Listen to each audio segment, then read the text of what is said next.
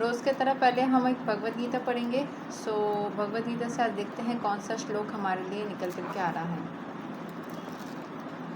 Okay, हमारे पास chapter 10 the opulence of the absolute के श्लोक 6 और 7 आया है, तो हम दोनों श्लोक को पढ़ेंगे। पहले श्लोक 6।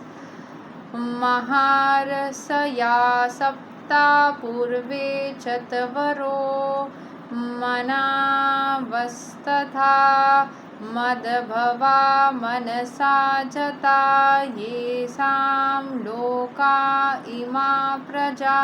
The 7 great sages, and before them the 4 other great sages, and the Manus, progenitors of mankind, come from me, born from my mind, and all the living beings populating the various planets descend from me। तो भगवान श्री कृष्ण बोल रहे हैं कि जितने भी सप्त ऋषियाँ हैं, जो कि हम जानते हैं कि ब्रह्म के संतान हैं, बट भगवान श्री कृष्ण बोल रहे हैं उनके मानस पुत्र है मनुष्य जो है, उनसे ही सब कुछ बना हुआ है, उनसे ही सप्त ऋषि आई हुई है। एंड वो सप्त ऋषियों से पहले भी जो 4 और भी बड़े ऋषियाँ थे वो भी उनसे ही आए हुए हैं। The Lord is giving a genealogical synopsis of the universal population. Brahma is the original creature born out of the energy of Supreme Lord, who is known as Hiranyagarbha. And from Brahma, all the 7 great sages, and before them the 4 other great sages named Sanaka, Sanakananda, Sanatana, and Sanat Kumar are the 14 Manus manifested. And the 14 Manus are manifested. All these 25 great sages are known as the patriarchs of the living entities all over the universe. There are innumerable universes and innumerable planets within each universe, and each planet is full of population of different varieties. All of them are born of these 25 patriarchs. Brahma underwent penance for 1000 years of the demigods before he realized by the grace of Krishna how to create. Then from Brahman came Sanaka, Sanakananda, Sanatana, and Sanat Kumara, and then Rudra, then the 7 sages, and in this way all the Brahmanas and Kshatriyas were born out of the energy of Supreme Personality of Godhead. Brahma is known as Pitamaha, the grandfather, and Krishna is known as Prapitamaha, the father of the grandfather. That is stated in the 11th chapter of the Bhagavad Gita. तो हमें हर किसी को पता है कि भगवान श्री कृष्ण जो है वो उनके नाभि से ब्रह्म जी को उत्पत्ति हुआ, ब्रह्म जी से ही सब कुछ आया है। तो ब्रह्म जी से उन सब कुछ आया है, इनडायरेक्टली सब कुछ भगवान श्री कृष्ण से ही आया है, क्योंकि ब्रह्म जी उनसे आए हैं और ब्रह्म जी से सब कुछ आया है। तो वो उनके ही डायनेस्टी के हुए, कृष्ण भगवान के डायनेस्टी के ही ब्रह्म जी हुए, ठीक है। सो इट्स इनडायरेक्टली उनसे ही सब कुछ आया है। श्लोक मतलब ज़रूरी नहीं है कि हर चीज़ को उन्होंने एकदम डायरेक्टली बनाया है, बट उनसे कंटिन्यू होकर के फिर हुआ है, ठीक है। और यहाँ पे जो चीज़ मेंशन किया है कि सनका, सनकानंदा, सनातना एंड सनत कुमारा, ये सारे जो थे वो 4 बड़े बड़े ऋषियाँ थे, सप्त ऋषि थे, मनु, रुद्र, ये सारे जो है अलग अलग फॉर्म में बहुत सारे यूनिवर्सेस हैं। उन सब जगह पे जितनी भी स्पीशीज़ है वो सारी स्पीशीज़ इन सब से ही मतलब आगे बने हैं। जनरली ये सारे जो है ये मतलब क्या बोलते हैं ना, दे डोंट डू रिप्रोडक्शन। ये जो सारे ऋषियाँ थे ना, वो सारे ऐसे नहीं चाहते थे स्टार्टिंग में, तब मनु को बनाना पड़ा। बट बहुत सारे इनमें से जो है बाल ऋषि माने जाते हैं, बहुत सारे इनमें से जो है वो बाद में विवाह भी करे थे। So the energies have changed, अलग अलग मान्यताएँ हैं, अलग अलग कथाएँ हैं, बट जो 25 पेट्रियार्क्स है, यही जो है सारे अलग अलग यूनिवर्स में जितनी पॉपुलेशन है उसके पॉपुलेशन के लिए रिस्पॉन्सिबल है। एंड ब्रह्मा जो है 1000 साल के लिए उन्होंने तपस्या किया था सारे डेमिगॉड्स के आगे, और उसके बाद उनको भगवान श्री कृष्ण का कृपा प्राप्त हुआ और उनको ये आइडिया लगा कि कैसे सब कुछ क्रिएट करना है। श्लोक 7। ईतां विभूतिं योगां च मम यो वित्ति तत्वता सो विकल्पेना योगिना युज्यते नात्र संशयः। One who is factually convinced of this opulence and mystic power of mine engages in unalloyed devotional service. Of this there is no doubt.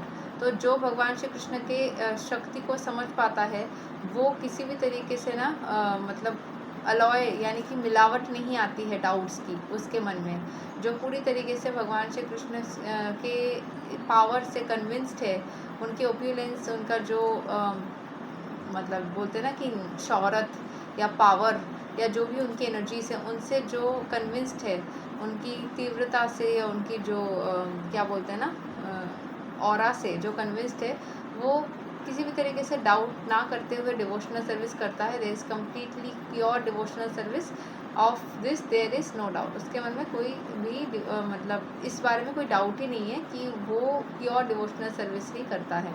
The highest summit of spiritual perfection is knowledge of the Supreme Personality of Godhead. Unless one is firmly convinced of the different opulences of the Supreme Lord, he cannot engage in devotional service.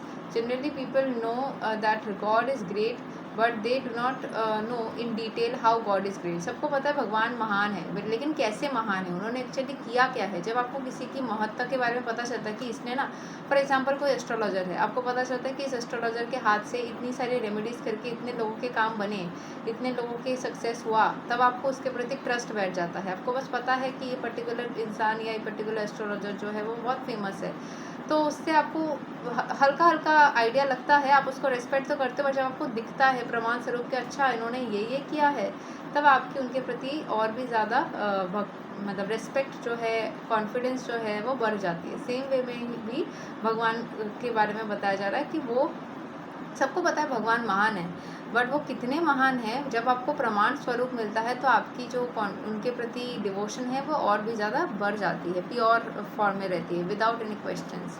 Generally, people know that God is great, but they do not know in detail how God is great. Here are the details. If one knows factually how God is great, then naturally he becomes surrendered soul and engages himself in the devotional service of the Lord. तो ये natural बात है, जब आपको पता चल जाती है कि कोई भी इंसान बोलो, भगवान बोलो, कोई भी बोलो कैसा है, डिटेल प्रूफ के साथ में, तो आपको उसके प्रति नेचुरली एक सरेंडर फीलिंग आती है ना, पूरी तरीके से उसके प्रति डिवोशनल सर्विस करते हैं। When one factually knows the opulence of the Supreme, there is no alternative but to surrender to Him. The factual knowledge can be known from the descriptions in Srimad Bhagavatam and Bhagavad Gita and similar literatures. Factual knowledge मतलब क्या क्या चीज़ भगवान ने की हुई है या उनकी सारी सच्चाई जो है हमें भगवद गीता और श्रीमद् भागवतम से पता चलता है। In the administration of this universe, there are many demigods distributed throughout the planetary system, and the chief of them are Brahma, Lord Shiva, and the four great Kumaras and the other patriarchs. There are many forefathers of the population of the universe, and all of them are born of the Supreme Lord Krishna. The Supreme Personality of Godhead Krishna is the original forefather of all forefathers. जितने भी सारे demigods है या जितने भी सारे fatherly energies है ना, जितने भी सारे देवताएं हैं, उन सबसे बड़े, सबसे स्टार्टिंग में भगवान श्री कृष्ण है, एज पर भगवद गीता। ठीक है, These are some of the opulences of Supreme Lord. When one is firmly convinced of them, he accepts Krishna with great faith and without any doubt. जब वो ये सारे जो भी, क्योंकि आप देखना किसी भी रिलीजन के लिए ना इतनी ज़्यादा एक्सेप्टेंस नहीं होती, चाहे आप इस्लाम से बिलोंग करते हो, क्रिश्चियनिटी से बिलोंग करते हो, नेचुरली लोग थोड़ा सा भी जो थोड़ा मतलब ऊपर वाले को अपने धर्म से भी मानता है ना, वो नेचुरली कृष्ण के एनर्जी में आ जाता है, अट्रैक्ट हो जाता है। हर दुनिया के हर एक कोने में कृष्णा को एक्सेप्ट करना बहुत सिंपल होती है लोगों के लिए। ठीक है, so Krishna's energy has a different energy of love. So when one is form, जो कन्विंस हो जाता है कब कोई इंसान, तो वो कृष्ण को पूरी तरीके से एक्सेप्ट कर लेता है with great faith and without any doubt, कोई डाउट के अलावा पूरा फेथ के साथ, and he engages in devotional service. All this particular knowledge is required in order to increase one's interest in the loving devotional service of the Lord. तो ये knowledge लोगों को देने की ज़रूरत है ताकि वो जो है ना भगवान के प्रति भक्ति उनकी बढ़े। One should not neglect to understand fully how great Krishna is. For by knowing the greatness of Krishna, one will be able to fix in sincere devotional service. किसी को इग्नोर नहीं करना चाहिए इस बारे में, मतलब जो कृष्ण क्या क्या किए हैं या कितने बड़े हैं, इसके नॉलेज लेने से किसी को इग्नोर नहीं करना चाहिए। मतलब भागवतम जो है वो सबको पढ़ना चाहिए। इसको जानने से हमें पता चलता है कि भगवान श्री कृष्ण कितने महान हैं या क्या ग्रेट काम करे हैं, और हमारी सिंसियर डिवोशनल सर्विस उनके प्रति बनी रहती है। तो यहाँ आज यही 2 श्लोक हम भगवद गीता से पढ़ेंगे from the chapter 10 opinions of the absolute. अगले दिन हम और भी 2 श्लोक पढ़ेंगे। तब तक के लिए हरे कृष्णा, राधे राधे, जय श्री राम।